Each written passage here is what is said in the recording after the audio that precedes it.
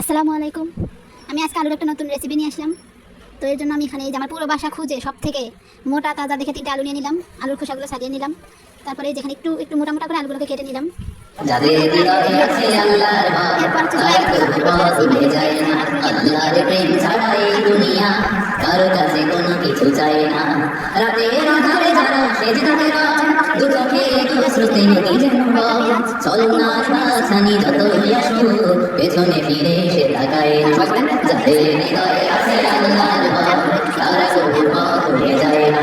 আল্লাহর প্রেম ছাড়া এই দুনিয়া কারো কাছে কোনো কিছু চায় না।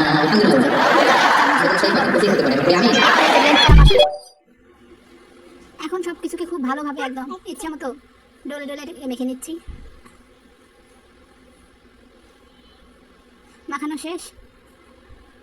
এখন চুলায় যে তেল গরম হয়ে আসলে সবগুলো আলু এর ভিতরে দিয়ে দিব।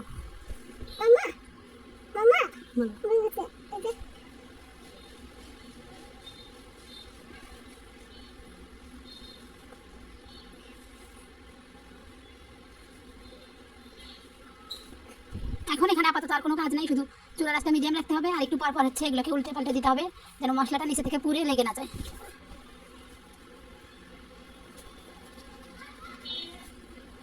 একটা সময় ছিল যখন ভাতটাও ঠিক করে রান্না করতে পারতাম না, আর এখন নতুন নতুন রেসিপি আমার মাথার ভিতরে ঘুরতে থাকে। আজকে হঠাৎ মনে হলো যে আলুটাকে একটু যদি এভাবে রান্না করা যায়।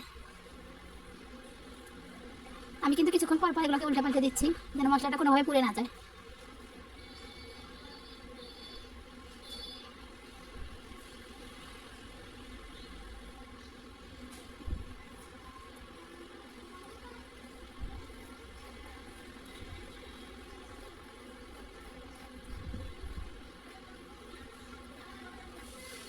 আমার রান্নাটা প্রায় শেষের দিকে, এখন আমি এর উপর দিয়ে একটু ধনিয়া পাতা দিয়ে দিলাম।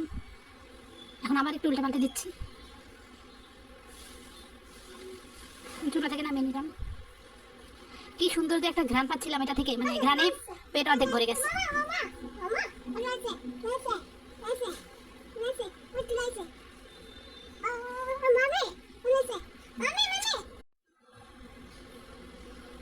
এইভাবে একদিন আলু ভাজা ট্রাই করে দেখতে পারেন, সেই স্বাদ।